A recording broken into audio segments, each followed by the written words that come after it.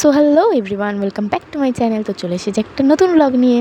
এমনিতে তো আমি কোথাও গেলে তখন ব্লগ বানাই, কিন্তু আজকে একটু এমনিই বানালাম, কারণ সকাল থেকে উঠে থেকে আমার বেশ ভালোই যাচ্ছে দিনটা। তো বেশি না বলে শুরু করা যাক আমার ব্লগটা। তো আজকে সকালটাই আমার শুরু হয় ডেলিভারি বয়ের কলে। আজকে আর আমার মায়ের বাবাকে ঘুম থেকে উঠতে হয়নি। আমার পার্সেল আসার আনন্দে এমনিতেই ঘুম ভেঙে গেছে। ঝটপট উঠে পড়ে পার্সেল আনবক্সিং করতে বসে গেলাম। এই পার্সেলটা না 20 তারিখে আসার কথা ছিল, কিন্তু 16 তারিখেই চলে এসেছে। এটা আমার নিজের ইনকাম করা টাকা দিয়ে কেনা। অনেক দিন ধরে উইশ লিস্টে পড়েছিল, ফাইনালি আমি এটা পারচেস করেই নিলাম। নিজে ইনকাম করে কিছু কেনার না একটা মজা আছে। কারোর থেকে কিছু বায়না করতে হয় না, কিচ্ছু না, আর পারমিশনও নিতে হয় না কিছু কেনার জন্য। এটা আমি অর্ডার করেছিলাম মিশো থেকে। প্রোডাক্টের কোয়ালিটিটা কিন্তু খুব ভালো এসছে। এরপর আমি করলাম ব্রেকফাস্ট, পোলাও আর আলু ভাজা। তারপরে বসে গেলাম একটু কাজ নিয়ে। ভিডিওটা দেখে নিশ্চয়ই বুঝতেই পারছো যে আমি কিসের কাজ করছি। কাজ করতে করতে দেখি মা একটু গ্লুকন-ডির জল নিয়ে চলে এসছে, আর আমি সেটা খেয়ে নিলাম।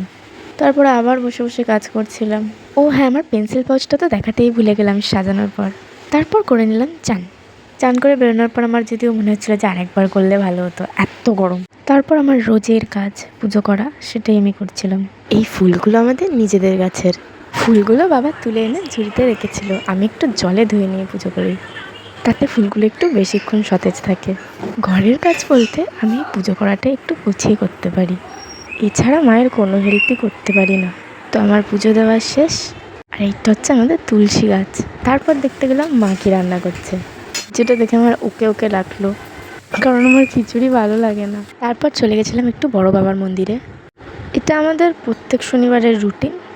আমি আর আমার মা দুজনে যাই একটু ধূপ মোমবাতি জ্বালাতে। তারপরে আমরা যাচ্ছিলাম বজরংবলীর মন্দিরে। এটাও প্রত্যেক শনিবারেই যাই।